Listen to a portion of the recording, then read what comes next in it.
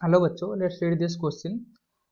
An electric heater supply 1.8 kilowatt of power in the form of heat to a tank of water. How long it will take to heat the 200 kg of water in the tank from 10 degree to 70 degree Celsius, assuming heat loss to the surrounding to be negligible.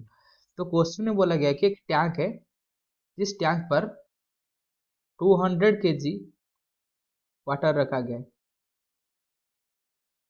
200 kg water रखा है। तो उस water को 10 degree Celsius से 70 degree Celsius तक rise करना है। तो उस टेम्परेचर राइज करने के लिए एक इलेक्ट्रिक हीटर यूज किया है जिसकी पावर दिया गया है 1.8 किलोवाट। तो हमको फाइंड करना है कि उसको 200 kg वो मास वाला जो वाटर है उसको 10 डिग्री से 70 डिग्री राइज करने के लिए हमको कितना टाइम लगेगा इस इलेक्ट्रिक हीटर के मदद से। तो उसके लिए जो की कॉन्सेप्ट है वो क्या है? तो की कॉन्सेप्ट ये है कि temperature heat required to raise the temperature from two del T equal to, तो Q equal to M S del theta. इसका मतलब क्या है? डेल थीटा टेम्परेचर राइज करने के लिए एम मास सब्सटेंस का जिसका स्पेसिफिक हीट एस है, तो कितना हीट चाहिए?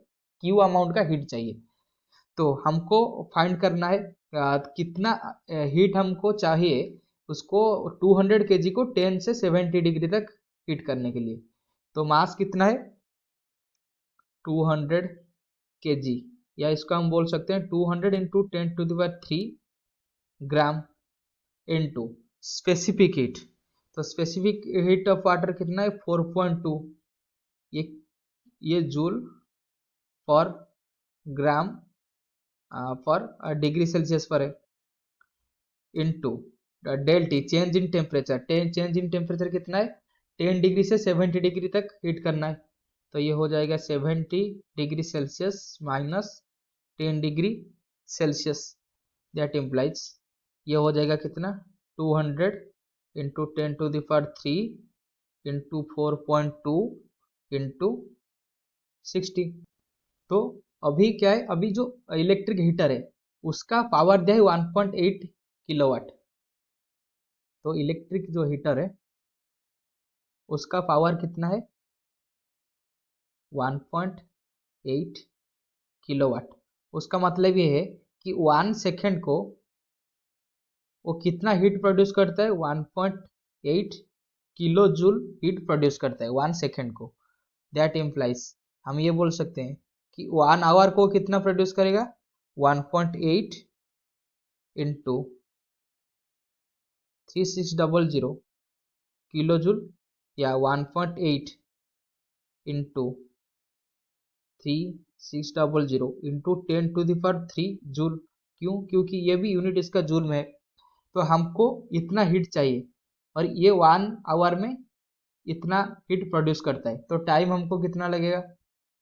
That implies time required equal to, ये हो जाएगा 200 into 10⁻³ into 4.2 into 60 degree divided by 1 hour में हमको कितना दिया था?